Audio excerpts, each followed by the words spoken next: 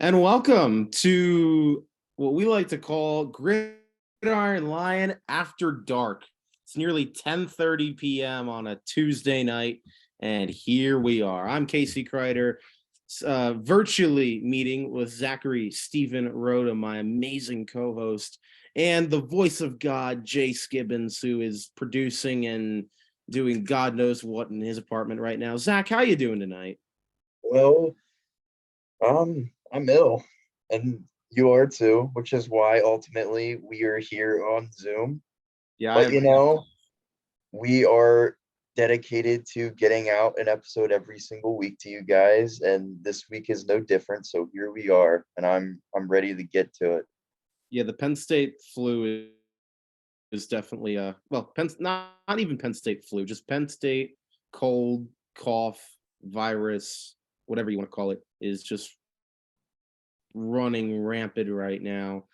And so here we are reporting to you live from isolation, quarantine, whatever you want to call it, even though we don't have COVID.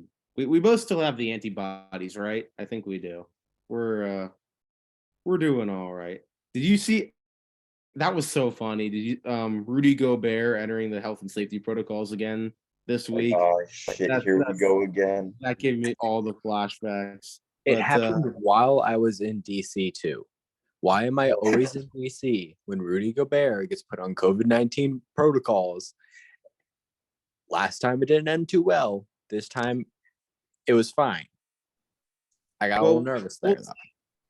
If the world ends like a week from now, we'll know that anytime Rudy Gobert enters health and safety protocols, the world's in trouble. But that being said, Zach, we got a lot to get to and not a whole lot of time to do it. So let's get to Penn State football this week, last weekend, I should say, against Indiana.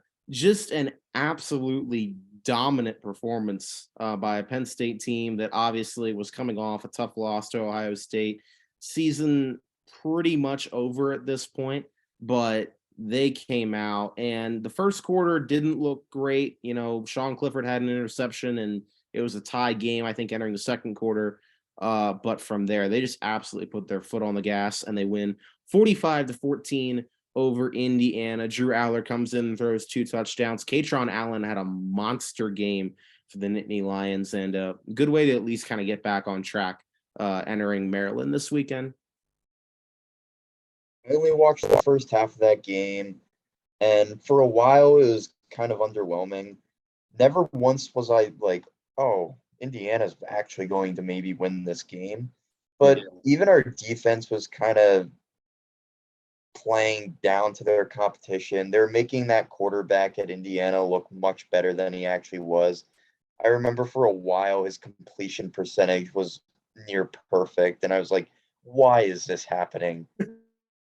And then of course in the second half when I stopped watching, naturally they start to just run up the scoreboard. But Clifford's still starting and we're beating teams that we're supposed to, but still ultimately we're third in the Big Ten East, and it's ultimately going to come down to Michigan and Ohio State for who comes into the Big Ten championship from the East.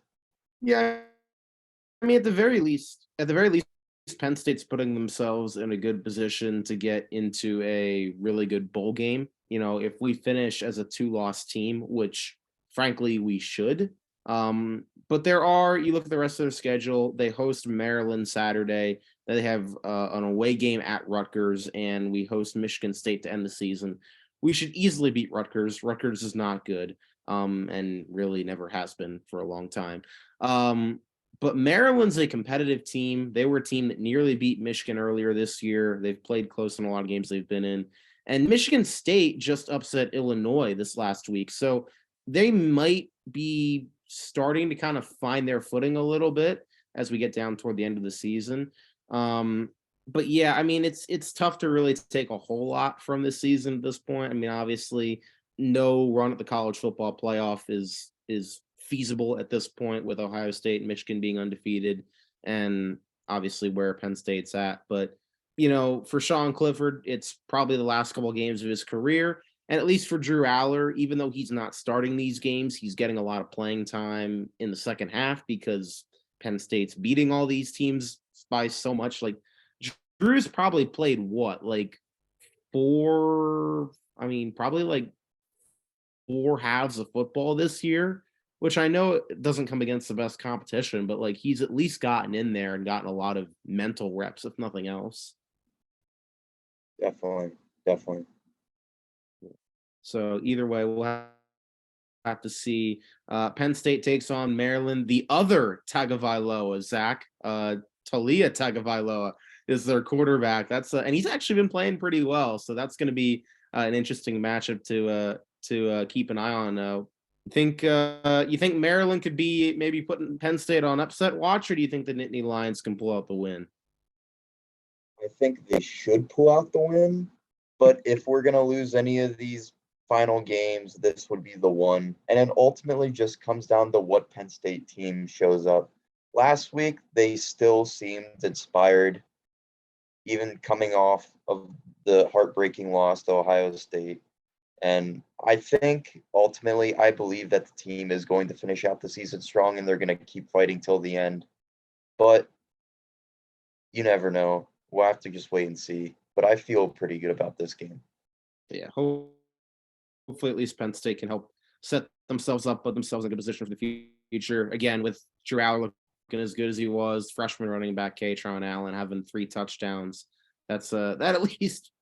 Oh God, there's a death cough. That at least inspires some confidence for the future. That being said, there's one other college game we're going to focus on before we move on. We talked about it last week. Tennessee and Georgia. Now, obviously, coming into that, Tennessee and Georgia were top of the AP poll, top of the CFP. Two of the best teams in the country. We differed on this. Zach picked Georgia to win, and I picked Tennessee. As was the theme for last week, Zach was correct. The Georgia Bulldogs beat Tennessee 27-13. I'll be completely honest. I didn't get to watch this game. I really wanted to. I just had other stuff going on. Wasn't free to watch it as it was going on. But having kind of looked at what happened, it was interesting to see that Georgia, still kind of established themselves as the top dog, as the top team, obviously the defending national champions. And everyone's kind of sitting here thinking, oh, Tennessee, with Hendon Hooker, they've got this firepower on offense. And Georgia really shut them down for most of the game. Tennessee didn't score a touchdown until the fourth quarter. And it really, Georgia never really seemed out of control from how the game played out. I didn't get a chance to watch this game either because it happened to be on while the Penn State game was on. But I was score watching the entire time, and I did see a lot of highlight plays. And I thought Georgia was going to win, but I did not see that happening. Not at all. Georgia was in clear control of that game the entire time. And I do not think that this is the last time these two teams will be meeting. I think this clearly secured Georgia's number one team, college football playoff. They should win out. They're probably going to go undefeated for the rest of the regular season. But I do think that Tennessee also is going to win out, and they should at the very least maybe be the 4th seed, and they will be playing each other again. And I don't know if Tennessee will beat them the second time that they play, but I guarantee you it will be a lot closer game the next time. Yeah, even with the loss, Tennessee is, I would say, basically assured to make the college football playoff because they only fell to number 5. The CFP rankings came out earlier tonight. They only fell to number 5 in the rankings. TCU ahead of them is at 4, and Ohio TCU State still is plays Michigan. Yeah, that's the other thing too. Ohio State still plays Michigan. They're 2-3, so one of them is going to lose. TCU is probably going to lose because they're TCU. So Tennessee has a path to definitely get in the playoffs, even as a one-loss team. And I would say probably the best one-loss team in the country, even if maybe Ohio State loses, but Georgia certainly has put themselves in position to at least be undefeated. There were a couple upset losses this week. Tennessee lost, Clemson lost, so that knocked them back to their rightful place out of the college football playoff because that team is just not good and just perpetually overrated. But Anyway, that being said, oh, by the way, if you were wondering for Penn State, they are now number 14 in the CFP, which doesn't matter at all, but makes me feel a little better. Oh, LSU beat Alabama too. That's the other big upset that happened this Oh, I week. did watch Alabama the end of now, that game. uh, yeah, yeah, LSU beat them in overtime, and man, Alabama's just not. They're just not it this year. It seems like every big game that they've played, they've either almost lost and probably should have lost, or they actually have lost, which is not the Alabama we're used to seeing. But here they are, and they're probably going to be out of the playoff now at this point too. There's no way they make it into the college football playoff. Knowing them, they're still gonna finish probably like top 6, top 7. But yeah, this is They- not a typical year for Alabama. I mean, they're still a great team, but they play most college football teams. They're gonna probably whoop their ass. But Yeah, with the bar that they've set for themselves in the past few years, this definitely is not one of their finer years. and they still have another tough game on Saturday against Ole Miss, who I'd say is probably pretty similar to them right now in terms of talent level and skill, or at least how they've been playing throughout the course of the year. So that They'll game's probably have in a bounce well back at game. Ole Miss. I mean, I would think so, but at the same time, you never know. I mean, Ole Miss, I think, is actually 8-1. Unless I'm reading this graphic wrong, which I might be.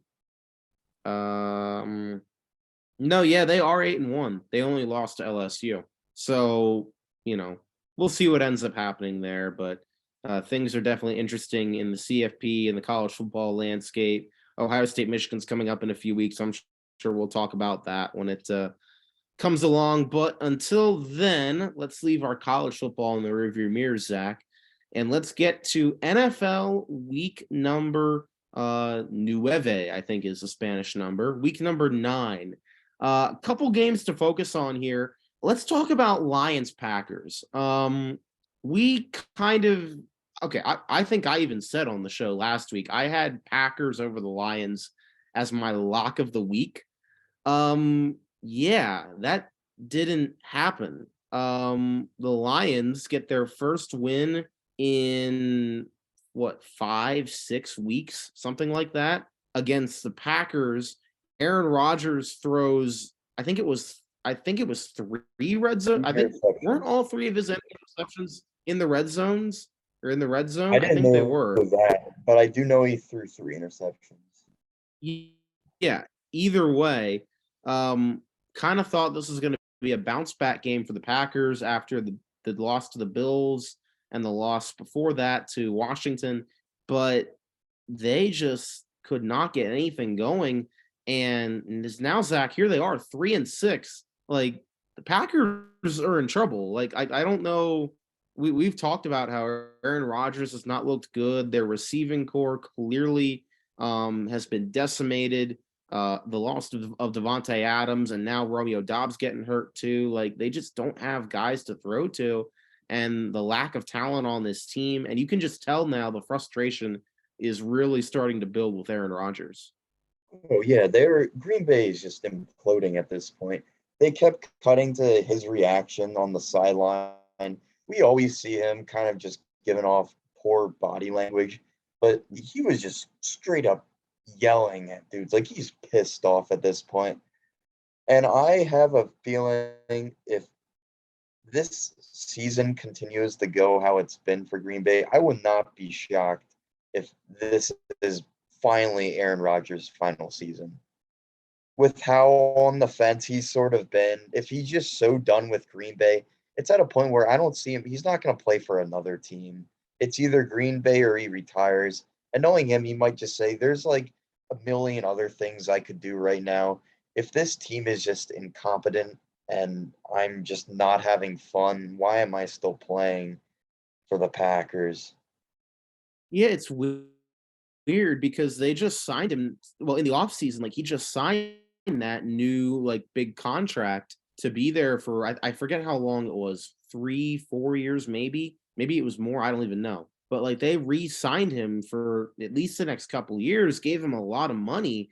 Like, it's weird to think of that and that contract being signed, and after all the drama, Aaron Rodgers being like, "All right, I'm back. Like I'm gonna play here." And now, like things are worse than they've been certainly under Matt LaFleur. And I mean, you even go back like this almost feels a lot like the year when Mike McCarthy got fired when the Packers were just terrible. But that was also because Aaron Rodgers was a little banged up. Like this year, it's just they don't have the talent, and in a pretty weak NFC. Like even then, for them to be sitting at 3-6 right now is just it's not good. Something's got to give.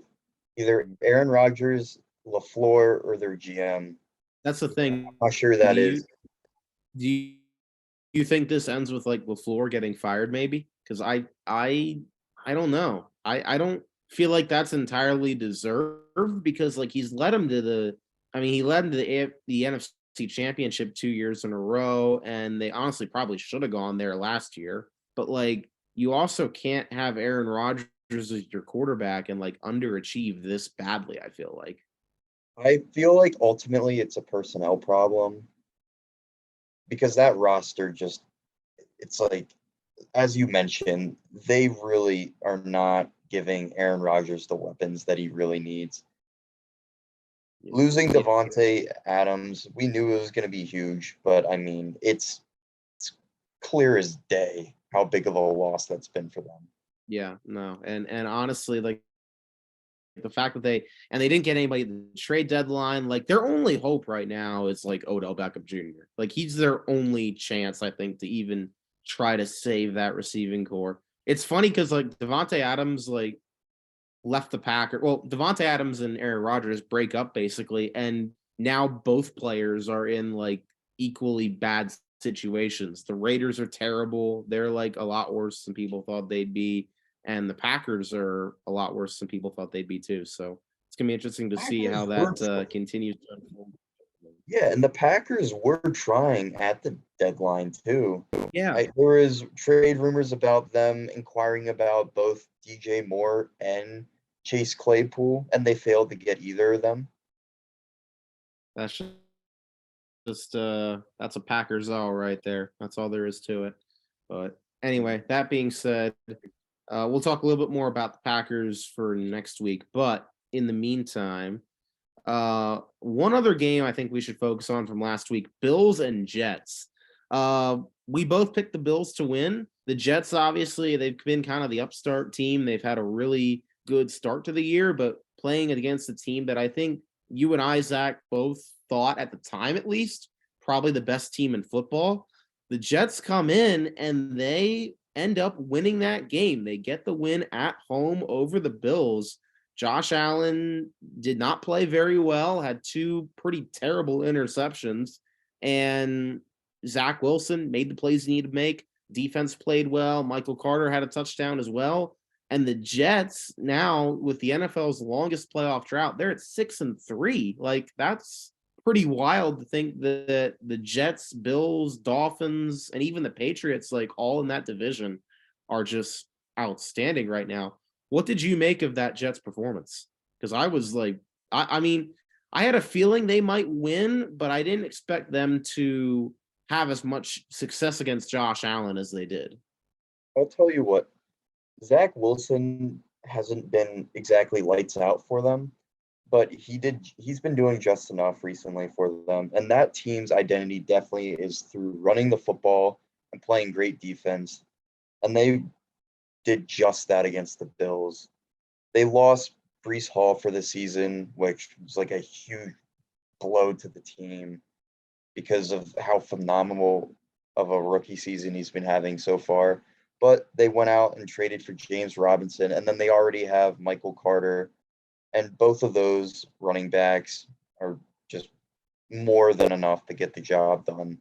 And the team is still sticking to their identity, and I mean, had quite the impressive win against one of the best teams in the NFL.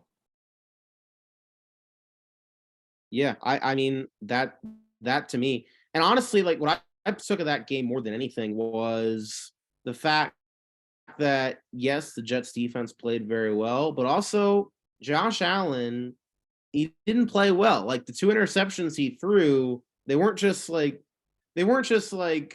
oh, like this was off by a little bit, like this was just no, like they were bad interceptions. Like the one he threw in early in the game on the first drive to Jordan Whitehead, I think, like threw it right to him basically.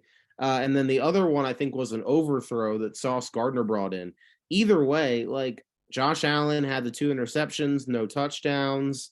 Didn't Now on the ground he had 9 carries, 86 yards, 2 touchdowns, but through the air didn't play well. And I guess what I'm trying to say through all this, Zach, is I wonder if after what we saw from Josh Allen on Sunday, I wonder if there's a new favorite in the MVP race now. I feel like I'm a little surprised I'm saying this, but I think like if you had asked me who MVP is through the first 8 weeks of the year, I would have said Josh Allen. If you're asking me who it is right now, I think that game and that performance might just tip it to Jalen Hurts for me. What do you think? I'm all for it. I just feel like it's like Josh Allen has been having a great season, but it's just Hurts has been way more consistent so far from what I've seen. And also, I've watched every single Eagles game, and I'm a diehard Eagles fan. So, am I biased? Absolutely. But, and it's like they're both still 1-2. If someone said, "Oh, I'm still giving the edge to Josh Allen for MVP," I'm not going to be like, "Dude, you're crazy. What? Jalen Hurts all the way." But at the same time, I definitely, yeah, Jalen Hurts is my MVP. Yeah, I mean the Eagles played well, and Jalen once again, like on Thursday night, he was very efficient. 21 to 27 for 2 touchdowns, no picks. Didn't do quite as much on the ground, but didn't really have to because Miles Sanders had a really good game. But like, yeah, that's the thing. Like, I feel like Allen has had more splash games where like they kind of just pop off the stat sheet, and you're like, oh my gosh, like he threw for 450 yards and 4 touchdowns and did all this. Like Jalen Hurts hasn't really had that, but like he's just been so consistent, steady, really hasn't made many mistakes. Like that's when you're an 8-0 team, like obviously that helps, but like I feel like he's just been a lot more consistent this year, and that could be if he can keep that up, even if the Eagles do lose a couple games, then he might actually be in the driver's seat for the MVP race, which would be kind of what were the odds on Jalen Hurts winning MVP before the season? Because I feel like they weren't that high. Somebody, I if heard anyone here bet and on that, there they're about to make a lot of money. I heard here and there some people saying he was a dark horse candidate just because of the like going out and getting AJ Brown after already having Devontae Smith. And I'll tell you right now, that connection between Hurts and AJ Brown is already one of the best in the entire league. I agree. Mm-hmm.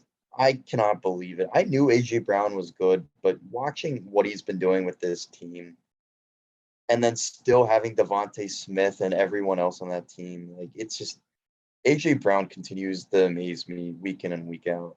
That touchdown he had against the Texans on Thursday, that was I just watched that play. I was like, yep, that's AJ Brown, that's Jalen Hurts, that's just what they are now. Like that I got hyped at that play. That was cool. But anyway, that being said, all right, I think we can move on from week 9. I think we've covered that pretty well. So I'm gonna turn things over to the voice of God because while if you watched our show last week and you know that we only differed on 2 games, you probably know where this is heading. But Jace, can you just tell everybody at home how our game picks are looking from last week? Well, they've been sitting here this entire time of you guys been talking, so hopefully they've had enough time in the 24 minutes that we've been going to actually read them, as they've just been awkwardly kind of sitting here on screen for the entire time, because I didn't think to, have 2 different scenes set up, so I just had the one. But yeah, so Zach once again is whooping your ass, Casey. 2 games, all right. Okay, but when you 2 add games. 2 games over the past 9 weeks, he's whooping your ass. Yeah. So yeah, Zach was 10-3. You were 8-5. Should have won that Bears game. That Bears game should have been. So that sucks. So Zach is now at 1 second here. Let me get the final calculation. Up. And there's more effective ways of doing this on Excel, but I don't care.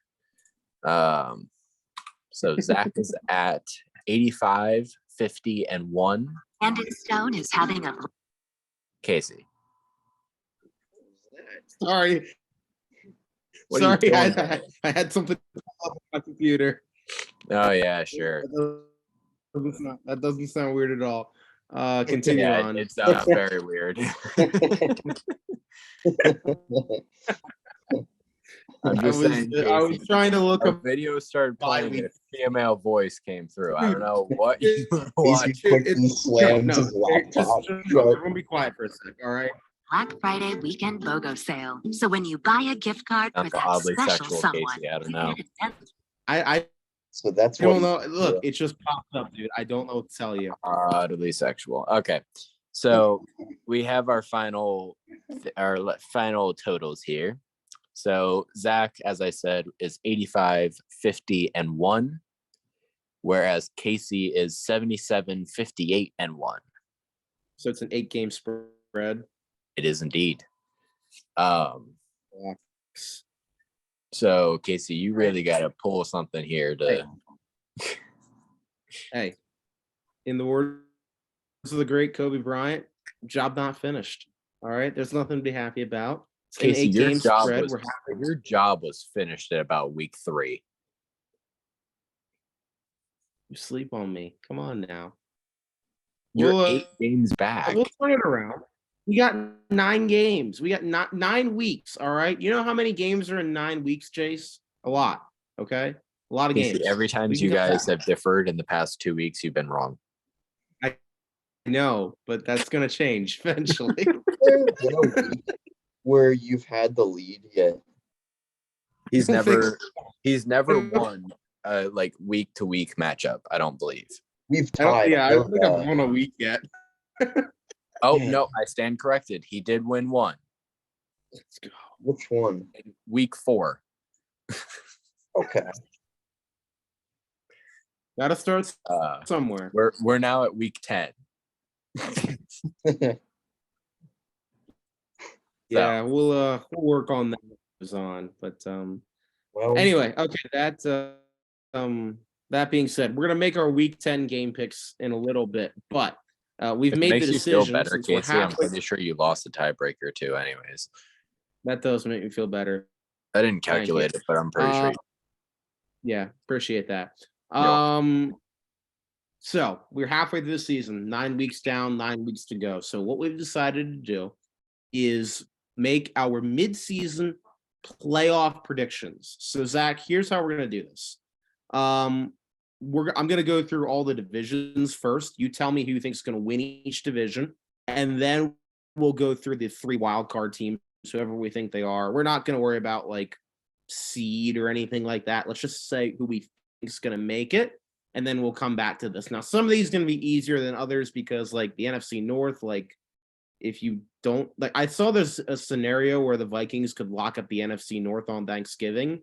So like some of these are going to be easier than others, but like AFC North, that's tough. AFC East is tough. So like we'll go through and then decide who we think our wild card teams are going to be at week 9 of this NFL season. So without any further ado, Zach, where do you want to start? Do you want to start on the NFC or the AFC? Let's start in the AFC just because I already have that pulled up on my phone. Okay, deal. All right, let's start.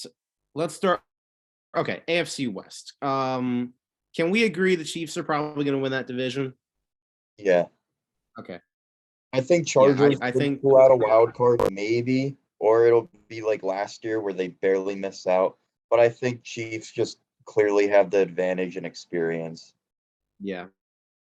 They're in a good spot right now, and they got a big win on Sunday night against the Titans, so they're looking good. And they're just Speaking of which, might as well just go to the yeah, Tennessee.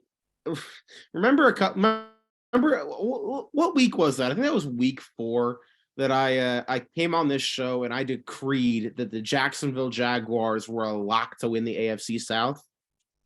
Yeah, and then the Titans That's what just happened. kind of basically Derrick Henry woke up and just started being Derrick Henry again. And it's at a point now where it doesn't matter who they have at quarterback. Literally, Malik Willis, I want to talk about him for a second, but he has single-handedly proven that it does not matter who is quarterbacking that team. If you Yeah. have Derrick Henry when he's on, you are going to be competitive. Yeah. And I'll tell you what, No. watching the end of that game, Malik Willis, I mean, he's a rookie and he was a third-round pick, so I'll give him a chance, but he looked terrible. Oh, That looks man bad. holds He on to looked the horrible. football forever. Like in overtime and then the end of the fourth quarter, he was so bad. He literally would run around the pocket for 10 seconds.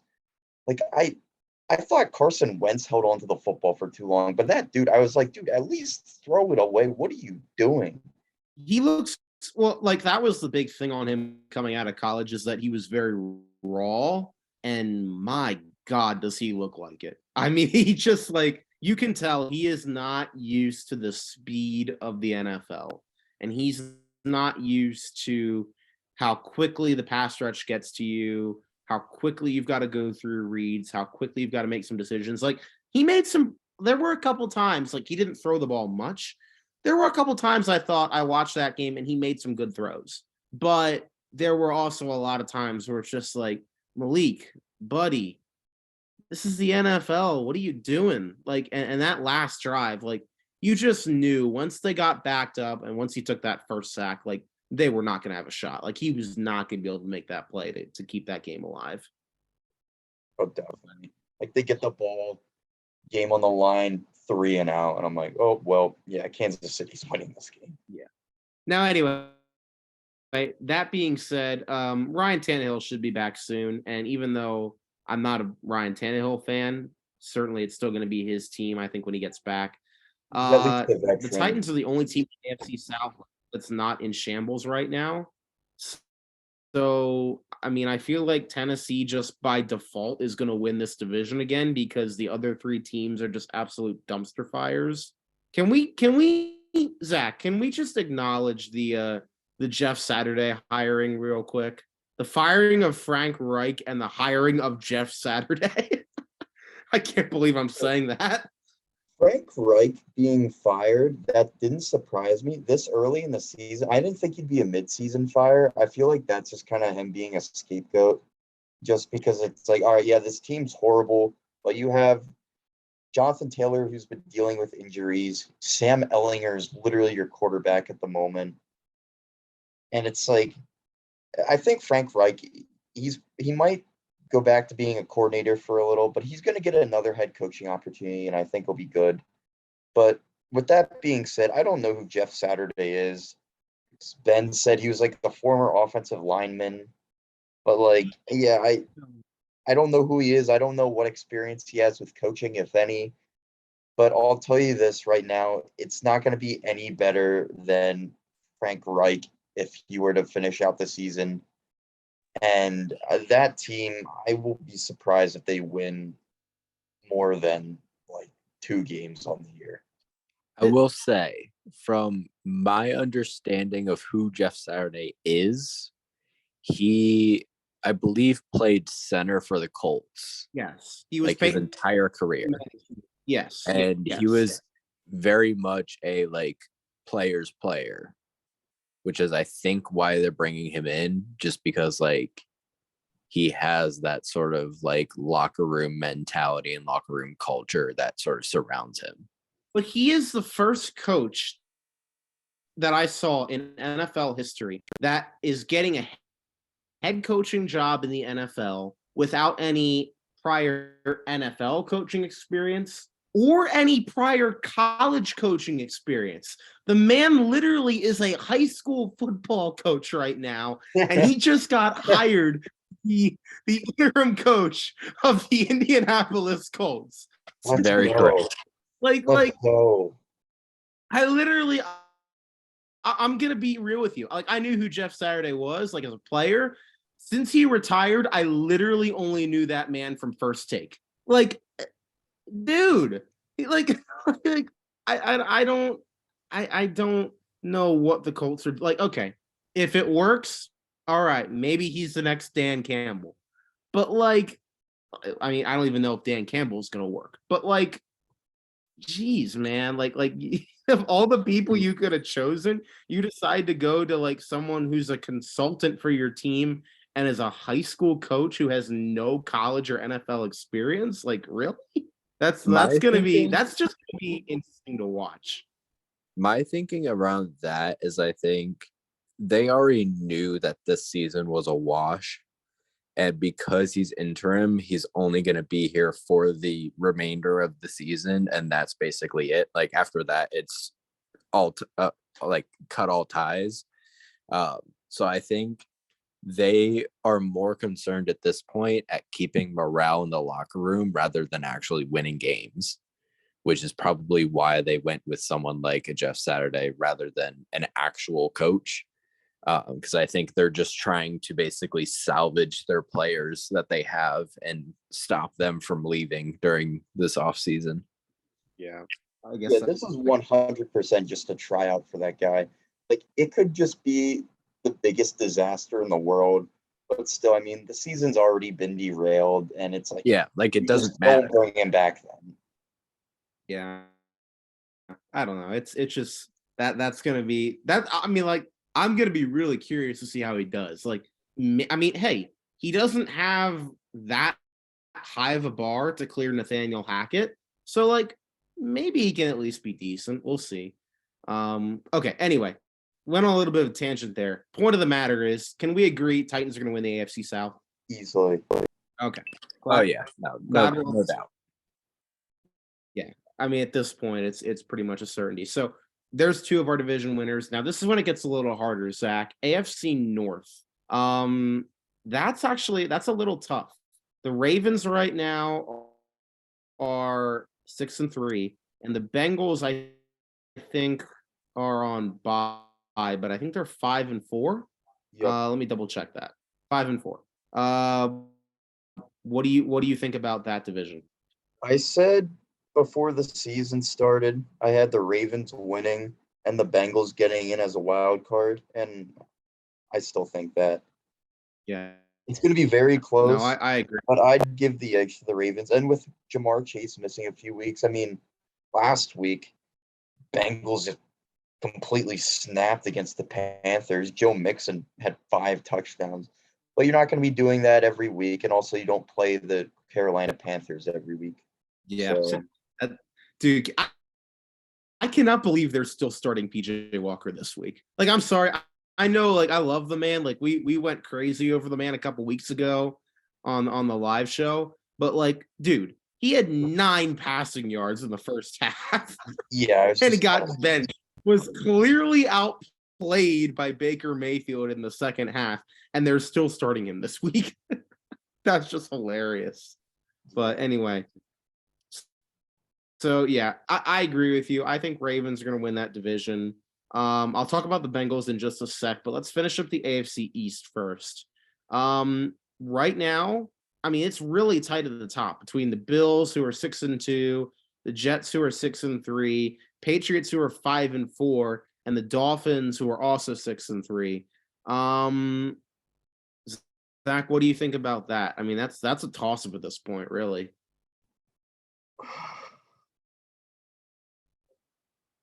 Okay. I'd have to honestly see the strength of schedules remaining for all of them. Yeah. Okay. I feel like I'll go with the Bills just because they're going to play the Dolphins a second time, and I think they'll split the series and they'll beat the Dolphins a second time. But if the Dolphins ended up going on a run and won that division, I would not be surprised. Now that Tua's back and healthy, Because they Yeah. kind of like they stalled for a bit when he went down. But now he's back. That offense is just so good. I could see they can literally hang in with literally any team in the NFL just because of that offense alone. Like if it comes down to a shootout with the Bills or anyone, they're going to be competitive. That receiving core has lived up to all of the hype. Yeah, I think I agree with you. I think the Bills and the Dolphins particularly are locks to make the playoffs at least in some form. I'm gonna go. I agree. I'm trying to kind of take a quick look at their schedules to see if like there's anything like glaring here that's telling me like, oh, Dolphins have a much easier schedule or Bills have a much easier schedule. Honestly, it's a lot of the same division games later in the year, so not a ton of change or variation in the schedule at this point. But I'm going to go with Bills too to win the division. They'll play each other in week 15. So that honestly might be the game that decides the division. And that's going to be in Buffalo. And I know Miami has not played well in Buffalo the past couple of years. So I'll take the Bills to win that division. But I'm going to take the Dolphins to make a wild card spot. And here's how I'm looking at the wild card race, Zach. All right. I think it's going to come down to 3 teams for 2 spots. It's going to come down to the Bengals, the Chargers, and the Jets. And they're going to be vying for those final 2 spots behind the Dolphins. And honestly, what it comes down to for me is I trust Joe Burrow and I trust that Bengals offense and I trust Justin Herbert. I don't trust their head coach, but I think he's got enough talent and that team's got enough talent to make a run. I don't trust Zach Wilson. I don't like, he's not been terrible all the time this year, but he's had a couple bad games. The defense is good. That might be the only saving grace, but I just feel like if you, first of all, the Jets have a really tough schedule because they still have to play the Bills and the Patriots and the Dolphins again.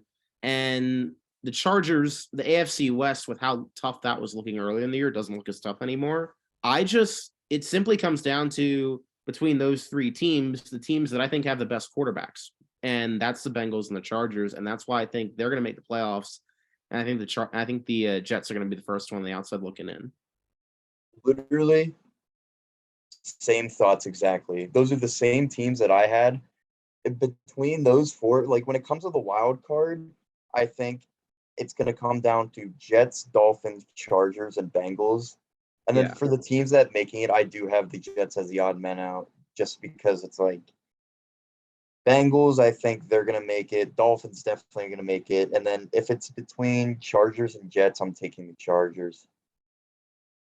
They missed out on it last year, but I think they're bound to make it this season. And Jets, as impressive as they have been, give them one more year, and I think then they'll be making a push for the playoffs. They're making a push now, but I mean, like, it's in that division. Give it one more year with how young they are, and like year 3 is Zach Wilson. We'll really see who he is in the NFL. Yeah. I mean, I think the Chargers, look, if they don't make the playoffs this year, I think Staley's going to get fired because, like, you can't have Justin Herbert on your team 3 years and not make the playoffs, at least one of them. Like, he's too good. But, yeah, I think they'll get it done. I don't know what they're going to do. But like, yeah, they're gonna get in, I think. So okay, so that's on the AFC side of things. Let's go to the NFC side. Okay, NFC East. Let's just start here. Philly's got a 2-game lead on the Cowboys and Giants. Are we just gonna sit here and say they're gonna win that division? Because I mean, D-Mel might beg to differ, but I think I like Philly's odds. I think Philly's going to be the number 1 seed in the NFC. I agree. Yeah, I was going to say the same thing. I think they're going to be the top seed, so we'll give them the NFC East. I'm just looking at the division standings. Minnesota Vikings with a 5-game lead over everyone else in the division. Zach, I'm going out on a limb here. I think the Vikings are going to win the NFC North. Yeah, and that's all to be said about it. The next division. I I had a feeling they were going to be competitive this year. I didn't think they were really going to win the division, but like, my gosh, like we were talking earlier, like I don't know if they're really that good. It's just the rest of that division is so bad that it makes them look really good by comparison. But I completely agree. I anyway, think the Vikings are severely overrated. Watching what they put forth on prime time football against the Eagles, Kirk Cousins, he's not going to win you a big game. no. He'll look great in plenty of regular season games, but when it matters most, no. Yeah, and they've got with Justin Jefferson now and Dalvin Cook, but they've still got so much talent. And now TJ Hawkinson comes in and like instantly leads the team in catches. Like they've got a lot of talent. It's just I don't know if it's honestly Kirk Cousins could have a year very similar to Jimmy Garoppolo a couple of years ago when he almost when he did lead the Niners to the Super Bowl. I don't know if the Vikings are gonna make the Super Bowl, but like he could have that kind of year, I feel like, where like he's just gonna get bolstered by all the talent around him, but like he's not that good. I think that's kind of where he's at right now in his career. Um, NFC South. This wow.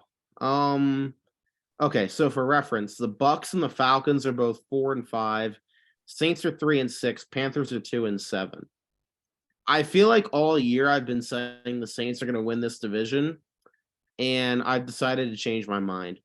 I feel like Tampa really had to win that game against the Rams on Sunday to keep their maybe not playoff hopes alive, but like keep their morale high and keep their ability to maybe turn things around. And they did. So at this point, with how bad their season's been, now that they finally get that big win and they're still in the division lead, I think they're gonna win that division. I think they'll at least find a way to make the playoffs. I agree. The Falcons are right there with them, but still they're way too inconsistent for me. And if it's like Tom Brady hasn't looked the greatest this season, but still, at the end of the day, he is the greatest of all time, and he's gonna find a way to get that team into the playoffs. Yeah, With I the agree. game on the line last week against the Rams, he stepped up when it mattered most, and I feel like even if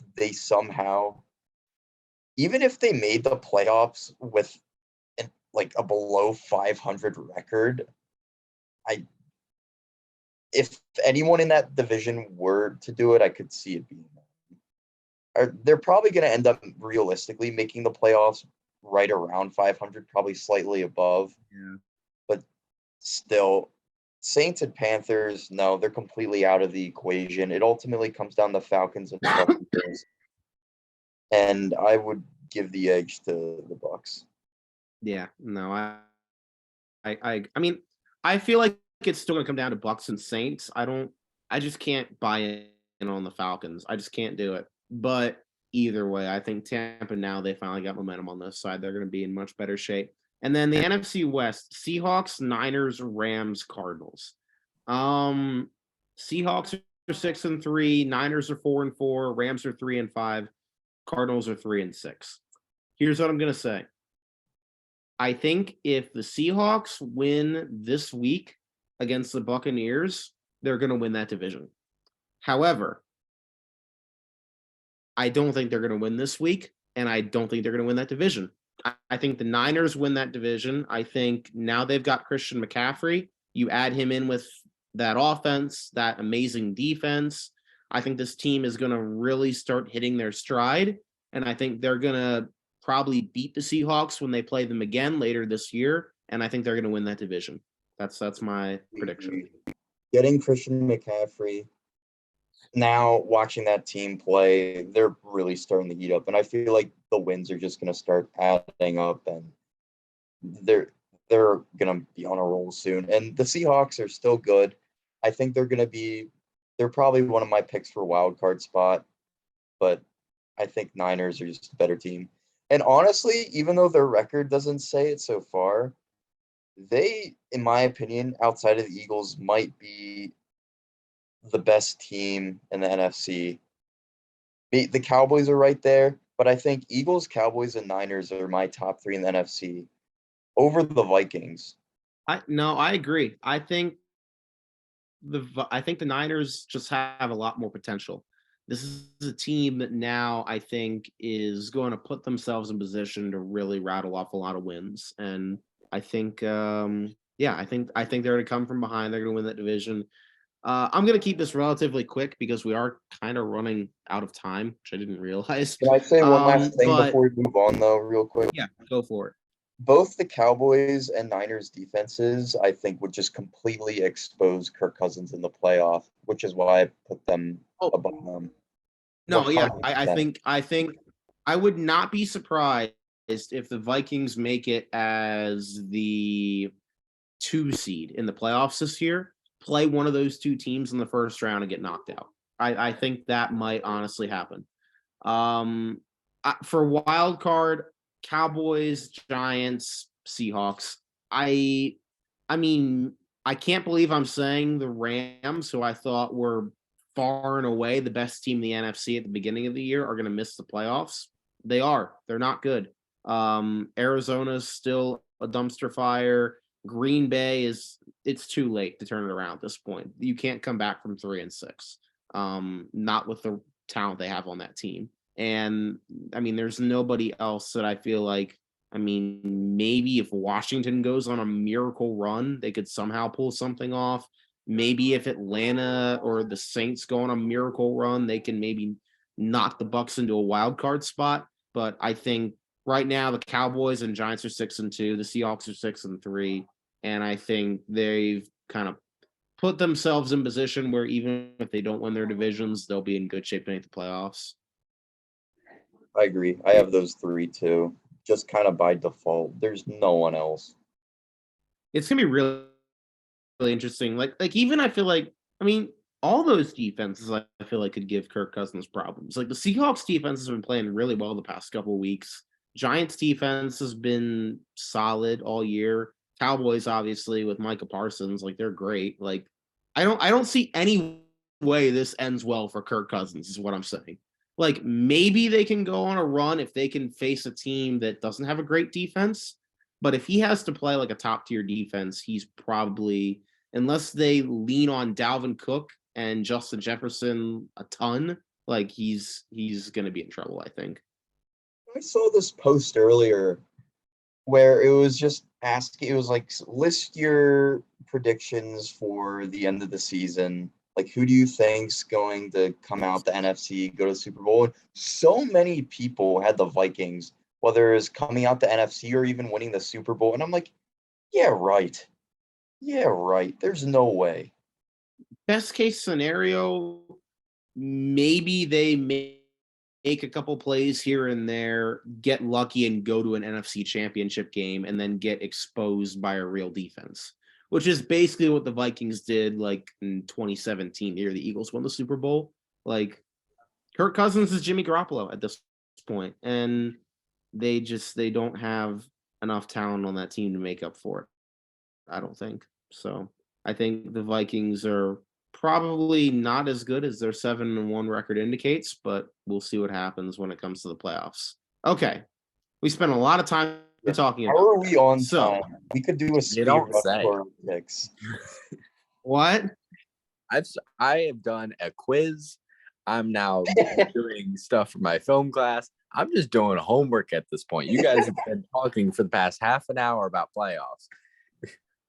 I didn't think we were going to agree on everything, though. I honestly was expecting there was going to be a little bit of difference there, but no, we were pretty right down the line with that. So let's see if that carries over to our game picks this week.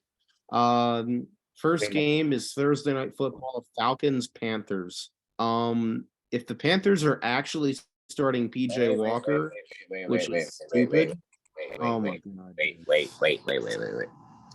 Give me a sec here. I gotta get myself situated now that you guys are done with whatever that was. Let's get this here. Ooh, now we can see the screen. All right. So that's game 1. Falcons and Panthers. Oh, he's gonna type it in. Wait, Val- give me a second. Wait. I want to pick the Panthers Okay. to get revenge on what happened to them, but like, no, the Falcons are gonna win that game. Not after what happened to them last week. All right, Zach. The great John Madden always said, if you have a few quarterbacks, you have no quarterback.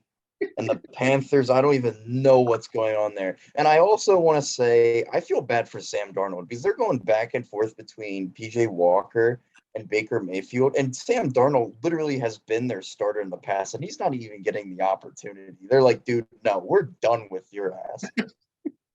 Like, Yeah, so yeah, Falcons are going to win this game. yeah, it's been rough. First game in Munich, in Germany. Seahawks, Buccaneers, Sunday morning. I told you I didn't think the Seahawks are going to win this week. I think they're the better team, but I think this is a game where they just don't match up quite as well against the Bucs defense. And I think that coupled with this Bucs offense that's starting to find their footing is going to win the Tampa Bay Buccaneers this game. The greatest quarterback of all time travels to Germany to take on the Tampa Bay Buccaneers. I saw that coming. I saw that coming from a mile away. So, in an upset, I have the Buccaneers taking this game. Oh man, I was already typing Seahawks. I can't. I feel like the Buccaneers.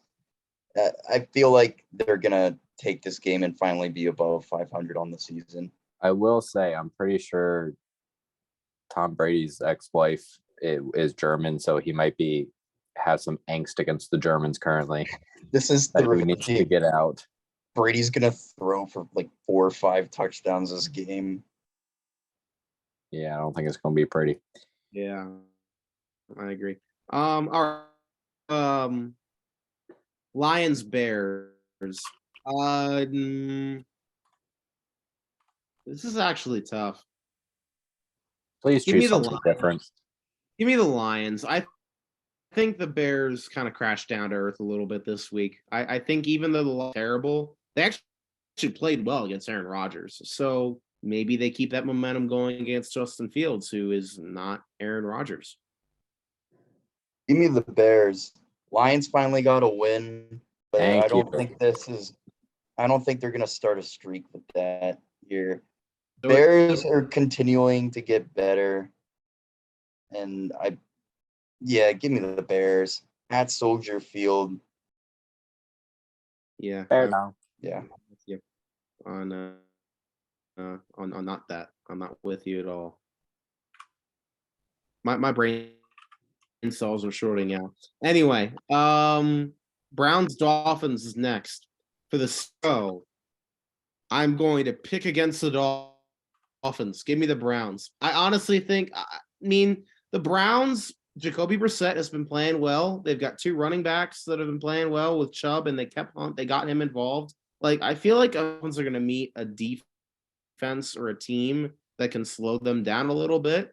And the Browns just slowed down the Bengals 2 weeks ago on Monday night. They shut them down completely, coming off a bye week. I think Cleveland gets the upset here. No, Dolphins. So we just got against this former team, like maybe I gotta start going a little bit out of the box. I like the to make up optimism, this Casey, 8-game but no. I know. I honestly think they could do it. I think this is a game where the Browns match up with the Dolphins well enough that I think they can pull an upset. And I think that's what's going to happen. This one, all right, with the Lions Bears, I was worried. I was like, I could still see myself being wrong. But even if that one's wrong, with this pick here, you're like tossing me like an underhand, just like, here you go. No, I'm telling you, there for me to just boom. Zach, every week in the NFL, there's this one upset that you don't see coming, okay? This is that upset this week. The Browns are going to win this game. They are. It's going to happen. I'm manifesting it. They're going to win. I mean, he has seen that upset coming the past couple weeks. It was you that hasn't seen that upset coming. Last week. Don't I say called you the called Bears beating the over the Dolphins last because they literally did not get the upset. They didn't win the game. but they If you were like, oh, I think they're gonna very play a close easily game and could've. lose, yes, you would have called it. But no, you said the Bears are gonna win, and they didn't win, Casey. Well, this is gonna be the week I'm right then. Okay. That's what I'm going with. All right. If Broncos you get Titans. this right, Give me then the Titans. all credit to you. I do not see this happening. All right, we'll come back to that next week. Okay. Broncos Titans. Give me the Titans. We suck. We're not a good matchup with them. Even coming off a bye, Titans match up way too well against us. Is Malik Willis playing? Does it matter? I'd imagine it's Yes. questionable. But like we just gave up 150 yards to Travis Etienne in London. Like, what is Derrick Henry gonna do against us? And it's in Tennessee. Good point. And even with Malik Willis, like they played well against give me the Titans. So at least if the Broncos do win, we both get this wrong. Yeah. I'm not going to go out on a limb for the Broncos. They haven't earned my respect for me to do that. They haven't earned my respect either. We got like one big win, and that was against the Jaguars. And yes, I'm calling that a big win for some reason. Oh. Give me Timbers, man. Well, they are winning the division, so you already beat the best team in that division. The Titans should be light work then. Sure, we'll go with that. Vikings, Bills. Give me the Bills. Revenge game. Kirk Cousins isn't going to beat this team. I don't care what you do. Bills win it. There's no way the Vikings win this game and go to 8-1. Yeah, Bills easily. Okay. Giants, Texans. There's Barn no burner way the right Giants here. lose. What? This is a barn burner here. I know, dude. Davis Mills against Daniel Jones. What a quarterback matchup. Yeah, Giants going to win this game. They need to bounce back after they lost to Seattle. I think they'll get it here, coming off a bye.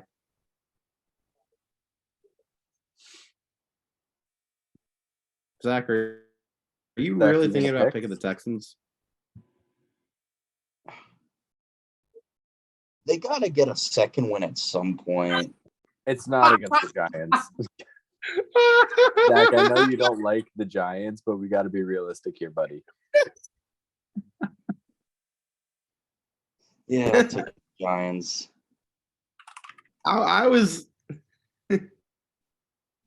if it wasn't for the Giants coming off a bye and having lost last week, I would have considered it. But no, they Brian Dable's a new dude. He's going to coach this team up differently. They're going to win this game. Okay. By the way, I don't think I mentioned Ravens, Bengals, Patriots, and Jets. So the teams on bye this week. So it's next up is Jaguars, Chiefs. Yeah, I'm gonna take Kansas City. There's no upset here. That team's too good. Same here. Yeah. We can agree on that finally. Saints, Steelers. This is in Pittsburgh. Saints. I think they're all, and it's mainly because I think Matt Canada is just really bad at his job, and he's going to get fired eventually, and it might be after this game. What is he saying? He cut out for me. Oh, sorry. I was basically ranting about how Matt Canada was really bad at his job, and Saints are going to win this game. Okay. Want to make sure you weren't losing your brain or something. Well, I'm doing that too, but what do we think, Zach? I'm really back and forth on this one. Just because Andy Dalton is so bad at football right now. But is he worse than Kenny Pickett? Kenny Pickett hasn't been that bad though. At least the Steelers are like playing inspired somewhat because they're like a young team with a bright future ahead. the Saints are just a bunch of dudes who it's like, damn, we really have Andy Dalton right now. Until we draft someone or sign someone this offseason, we're kind of screwed because there's no way we're winning our division. Like the Jameis Winston experiment already fizzled out, and now they have Andy Dalton. And then at this point, it's like, damn, do we go to Taysom Hill? I don't even remember. And not even Kamara's going off. You know, give me the Steelers. This is the type of win they'd get. Can someone remind me why Jameis isn't playing? Is he injured? No. He just got benched because apparently they think Andy Dalton's better than him, which is bold. Yeah, okay. I mean, I'll take it, but yeah, okay. I thought Andy Dalton was better in that offense, but still, Andy Dalton. I mean, I still think it comes down to that offense is better than the Steelers' offense collectively. And if Andy Dalton doesn't make mistakes against Pittsburgh's defense, I think they can win that game. All right, Colts Raiders. Jeff Saturday's NFL head coaching debut against the Las Vegas Raiders and Daniels, and they're gonna get slapped. Give me the Raiders. Yeah, I already typed it. Me too. Yeah. 100%. Raiders. Sam Ellinger at quarterback. Number 4. Burger King. Does not get you hyped at all for that team. All right. Cardinals Rams. Wow. I'm like, I can't believe that the Cardinals are 3-6 and the Rams are 3-5, but here we are. Give me the Rams just because they've always had the Cardinals number. It's at LA, and I just can't see this team falling to 3-6. I just can't. I think the Rams get it done. Give me the Rams. I will take Sean McVay over Cliff Kingsbury any day. Yeah, I'm with you. Okay. Cowboys, Packers. This game is in Green Bay.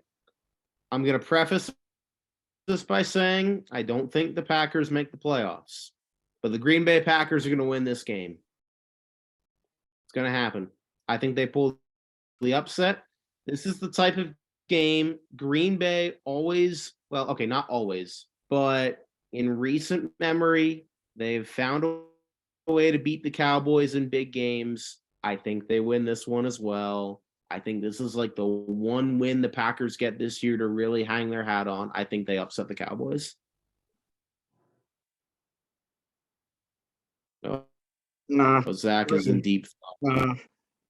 Packers are going to be 3-6. Cowboys are going to win this game. As much as I'd love that to happen, no. Packers already are 3-6. They'd be 3-7 if they lose. That team is imploding right before our eyes.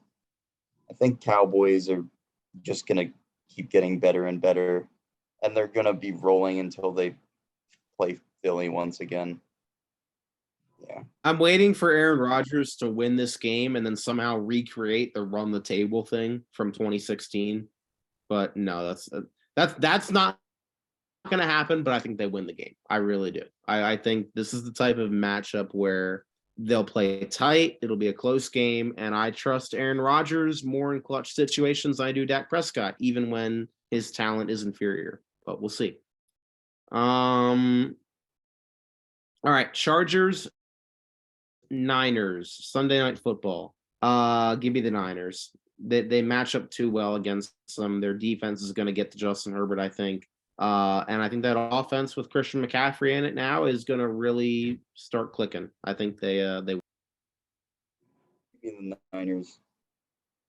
Yeah, I'm with you on that. And then the last game of the week, Monday Night Football, comes Taylor Heineke against the undefeated 8-0 Philadelphia Eagles.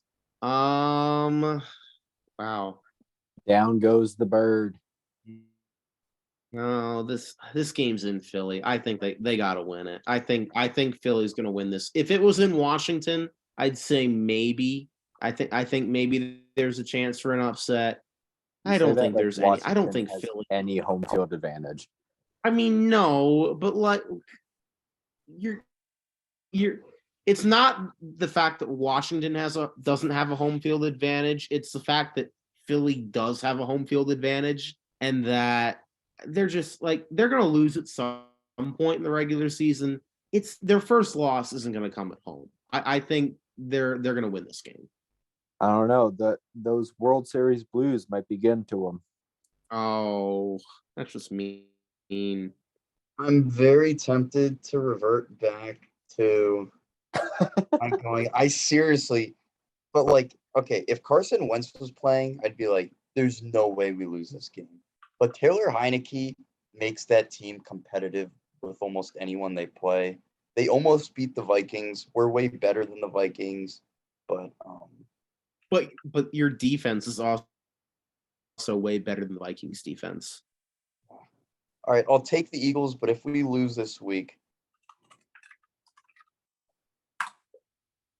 you heard it here first. What are you going to do, Zach? What are you going to do? It'll be the first episode of the Gridiron Lion that I am not here. No. Well, I mean, we're still ultimately, it's like, oh, shiver me timbers. We have one loss on the season to a team that we literally beat their ass before. So yeah, I think that's the thing. I mean, you literally destroyed them week 4, even though that was with Carson Wentz. So yeah, like that was in total yards in the first half. Yeah, exactly.